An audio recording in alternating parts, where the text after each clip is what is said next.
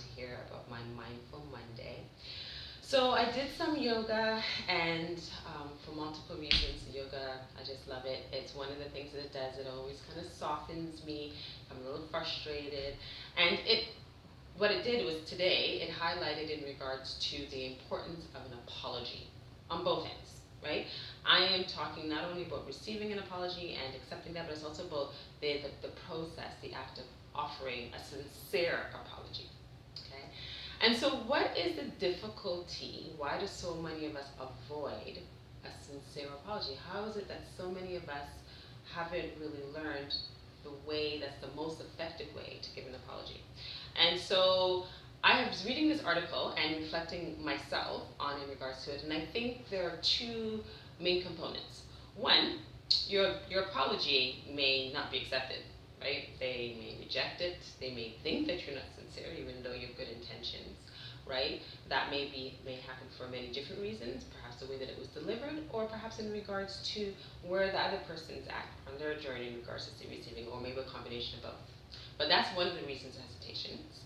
And the second is, in order to give a sincere apology, there's a part of you that has to acknowledge that you've hurt somebody, right? That you've hurt someone, you've offended somebody, whether it's in something that you did or said or didn't do or didn't say.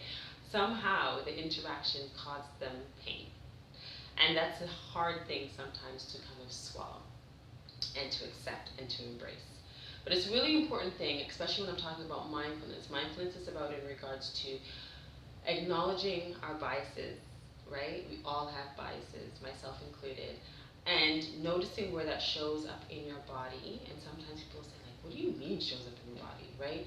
Just sitting with it, saying it over in your head in regards to I've hurt so-and-so or whatever the situation. See what happens in your stomach. Does your stomach turn? Does your chest get tight? Does your throat get dry? Right? Those are all ways that your body's speaking to you, and for you to be mindful, be aware of it when it shows up again, because perhaps it's a pattern, right? So what to do if you're noticing that? Two things that I have, that I want to share in regards to an apology is be very mindful of the words that you choose. So it's really about you offering something to somebody else. Regardless if they want to receive it, it's an offering. It can mend a relationship. It can really change things because words hold power, right? So be very mindful in regards to how you're phrasing it. So it's about you taking accountability in regards to something that you've done or didn't do, right? So for example, if you say, well, if I hurt you because, or I know you're so sensitive, I didn't mean that. That is almost, piece of it is like you're blaming the other person for being a particular way. And if they weren't that particular way, then you wouldn't have hurt them, right? So it's just about in regards to, it's not about if you did. So you just hold that you did, right? I'm sorry that I hurt you, right? I'm sorry that I offended you. I'm sorry whatever it is that the person has identified or able to share and articulate that you've caused, right? And the other piece is in regards to what's the follow-up going to be, right? So you offer a sincere apology, and that the person may receive it or not, but it's also for them, but also mainly for yourself. What are you going to do in the future to not have that happen again, or at least to try and prevent it from happening again, right?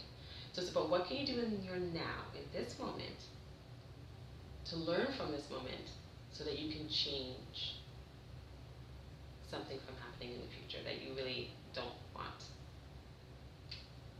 All right, so don't forget that self-care is the best care, and your time is right now.